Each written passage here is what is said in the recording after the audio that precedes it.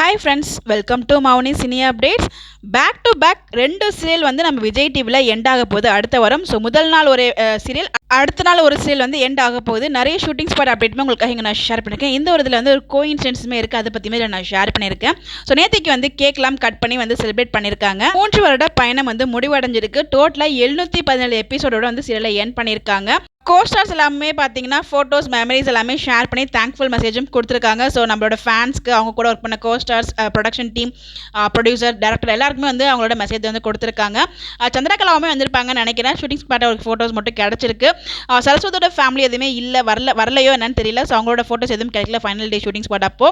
So வந்து team கூட எடுத்துக்கிட்ட ஃபோட்டோஸ் எல்லாமே இங்கே ஷேர் பண்ணியிருக்காங்க. உங்களுக்காக எல்லாமே நான் அட்டாச் பண்ணியிருக்கேன். மீரா கிருஷ்ணன் அவங்களுமே வந்து லிஸ்ட்டில் வந்து இந்த ஒரு சிலமே வந்து எப்பயுமே இருக்கும் அப்படின்ற மாதிரி சொல்லியிருக்காங்க. ஸோ நாளையிலேருந்து நான் வந்து கோதையாக நடிக்க மாட்டேன், கேமரா மட்டும் நடிக்கும்போது ரொம்பவே வருத்தமாக இருக்குது அப்படின்ற மாதிரி அவங்களோட வருத்தத்தையும் தெரிவிச்சிருக்காங்க. ஸோ கண்டிப்பாக சீரியல் எண்ட் ஆக போகுது அப்படிங்கிறப்போ கண்டிப்பாக அவங்களுக்குமே வருத்தம் இருக்கும். ஸோ இது வரைக்கும் ஒரு ஃபேமிலியாக பழகிருப்பாங்க. நம்ம எஸ்பெஷலி நம்ம தமிழும் சரஸ்வதி டீம் வந்து அவ்வளோ ஒரு ஃபேமிலியாக தான் இருப்பாங்க. ஸோ சீரியல் எப்படி இருப்பாங்களோ அதே மாதிரி வந்து ஆஃப் ஸ்கிரீன்லையுமே வந்து நிறைய ரீல்ஸ், அவங்க கூட வந்து வெளியில் போகிறது எல்லாமே நிறைய வந்து ஷேர் பண்ணியிருக்காங்க ஆஃப் ஸ்கிரீன் அப்டேட்ஸுமே.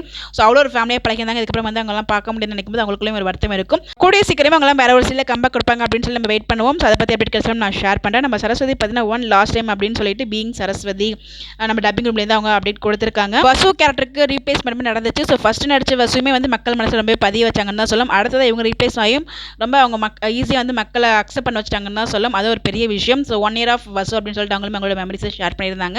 ஸோ இதெல்லாம் பார்க்குறதுக்கு அவ்வளோ பியூட்டிஃபுல்லாக இருக்குது. ஸோ இதுக்கப்புறம் இந்த டீமை பார்க்கும்போது நினைக்கும்போது நமக்குமே ஒரு வருத்தம் இருக்குது. ரொம்பவே நல்லா மூவ் ஆகிட்டு இருந்த ஒரு சேல். ஸோ கொஞ்ச நாளாக தான் பார்த்தீங்கன்னா ரொம்ப வந்து சுற்றி ஒரே ட்ராக் எடுத்துகிட்டு இருக்க மாதிரி ஒரு ஃபீல் இருந்துச்சு. ஸோ ஃபைனலாக சீரியல் எல்லாமே எண்ட் ஆக போகுது. ஸோ எல்லாம் இந்த சீரியல் மிஸ் பண்ண போகிறீங்க அப்படின்னு சொல்லி மறக்காம கமெண்ட்டில் போஸ்ட் பண்ணுங்கள். நான் கூட ஸ்டார்டிங்கில் கோஇன்சிடென்ஸ் ஒன்று சொல்லியிருப்பேன். ஸோ 2 சீரியல் வந்து முடிய போகுது இல்லையா. நம்ம விஜய் டிவியில் ஃபர்ஸ்ட் டைம் வந்து விகடனோட சீரியல் வந்து என்ட்ரி கொடுத்தது வந்து நம்ம தமிழும் சரஸ்வதி தான். அதே மாதிரி ஃபர்ஸ்ட் டைம் நாடன் ப்ரொடக்ஷனில் வந்து ஒரு சீரியல் வந்து நம்ம கிழக்குவாசல் சீரியல் தான். ரெண்டுமே பார்த்தீங்கன்னா ஒரே வாரத்தில் எண்ட் ஆகுது. வேறு நாளாக இருந்தாலும் ஒரே வாரத்தில் எண்ட் ஆகும்போது இது வந்து ஒரு கோஇன்சிடென்ஸாக இருக்குது. இந்த விஷயத்தை உங்ககிட்ட ஷேர் பண்ண நினச்சா அவங்ககிட்ட நான் ஷேர் பண்ணிருக்கேன். ஸோ இந்த மாதிரி எப்படி தெரிஞ்சுக்க நம்மளோட சேனலை மறக்காமல் ஃபாலோ பண்ணிக்கோங்க. Bye bye.